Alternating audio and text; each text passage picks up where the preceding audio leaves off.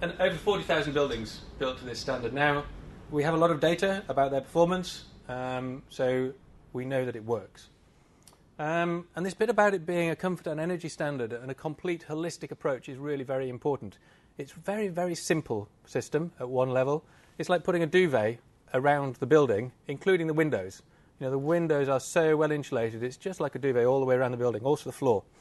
But when you do that, if you don't think about it properly, then there are risks to do with condensation, to do with moisture, to do with indoor air quality, and to do with overheating.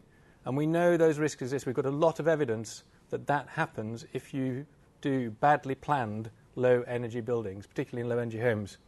And if you've seen the recent news articles in the Daily Mail and the Sunday Times, you'll have seen reports about people cooking in their eco-home. And I've got other slides about all of that as well, and I can go through that if you want, but not today.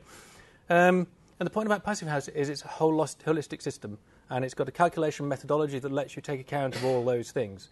So you can calculate how much sunlight's going to come in, how many people are going to be in there, what gains you're going to get from all the hairdryers that people use, or the kids, and you can take account of those things. It doesn't mean it's perfect. It can still go wrong, but it's a lot better than any other system, and we've got a lot more involved in working out how to make those buildings work for the occupants.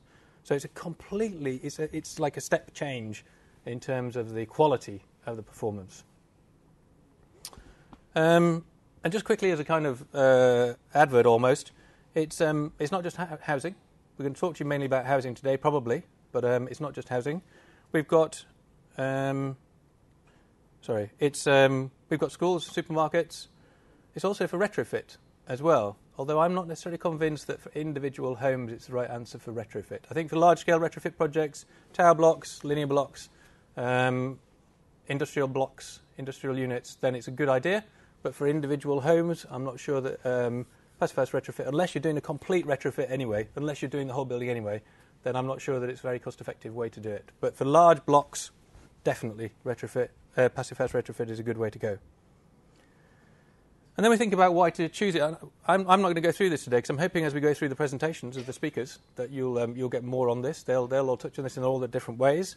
The better energy performance, which we can prove, the occupant comfort, which I've talked about, comparable capital cost, slight uplift, and then lower running costs over the lifetime of the building. And again, these will come out, I'm sure, as people talk about the projects for you. So the trust itself, I better just say that we're the official body for Passivhaus in the UK. We're affiliated with the Passivhaus Institute in Darmstadt. They've got 60 in their team, 60 people doing research on Passivhaus, which we can draw on. We're non-profit, we're member-based, and our only job is to look after the standard in the UK, both to preserve its integrity and make sure it stays as the Passivhaus standard, to promote it, and also to work out how it applies better in the UK. What are the nuances that apply in the UK culture that we need to adapt for that?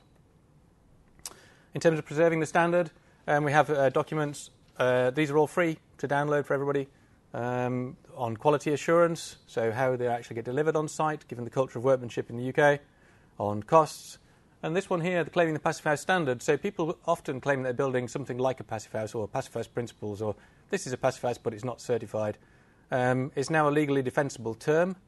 This document explains what that means, and we've had the first court case about whether it's a Passivhaus if you claim it's a Passivhaus, and somebody had to pay money for claiming it was when it wasn't. So that's something that we've been involved in, to protect the standard so that it's seen as this high-level standard that people want to buy into. We've also got a series of booklets to promote the Passivhaus standard. You should have a copy of each of those. It's a what, a why, and a how guide, basically. Again, all freely downloadable as well, and free to hand out if you need some copies to hand out. We also run the Passivhaus conference. This year it'll be in October, on the 25th, I think.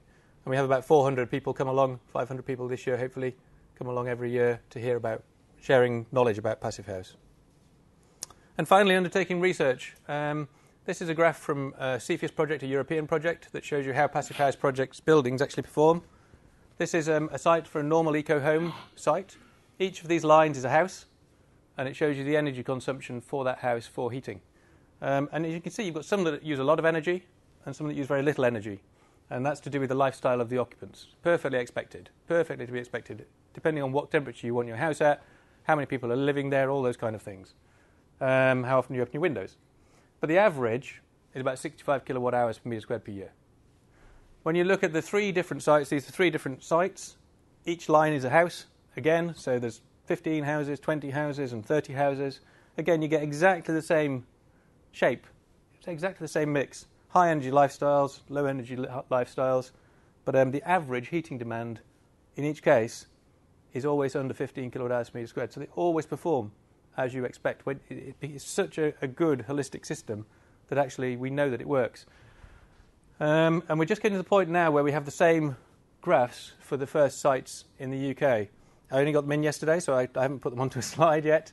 We've only got 2 sites so far and a third one being analysed at the minute. But hopefully within the next 2 months we'll have the same data for the UK.